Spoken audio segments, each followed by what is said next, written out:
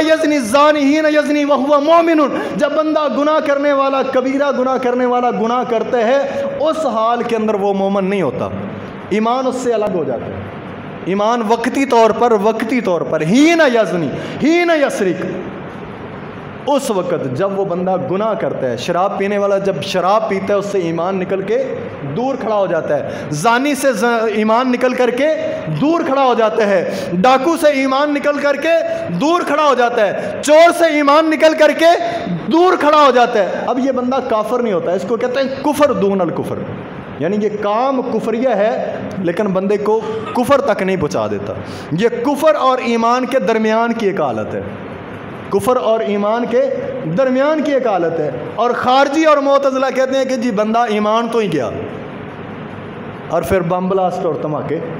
بہرحال جو میں بات کر رہا تھا کہ سیدہ عائشہ نے اس عقیدے کا رد فرمایا کہ بندہ ہاں وقتی طور پر کام کفریہ اس نے کیا ہے، کفر والا کام کیا ہے، لیکن یہ کافر نہیں ہوا، اس کے ساتھ کافروں والا معاملہ نہیں کیا جائے گا، ہے یہ مومن ہی، کام اس نے کفریہ کیا ہے۔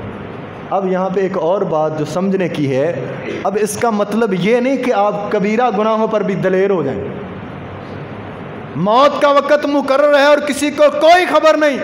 آپ ذرا تصور کریں، شرابی کو شراب پینے کی حالت کے اندر موت آ گئی، اس کا انجام کیا ہوگا؟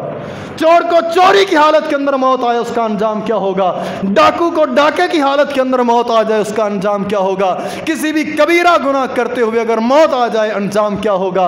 اس کی فکر کریں اور اللہ تعالیٰ سے دعا کریں اللہ ہم سب کا خاتمہ بالخیر کرے، ایمان پر خاتمہ کرے۔ بہرحال ماجی عائشہ نے اس بڑے عقیدے کا رد کیا کہ ہاں اس بندے نے کام کفریہ کیا ہے لیکن یہ کافر نہیں ہوا۔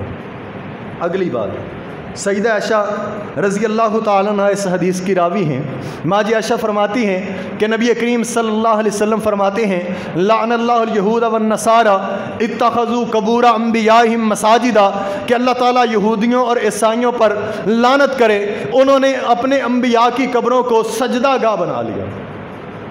اللہ یہودیوں اور عیسائیوں پر لعنت کرے، انہوں نے اپنے نبیوں اور پیغمبروں کی قبروں کو سجدہ گاہ بنا لیا۔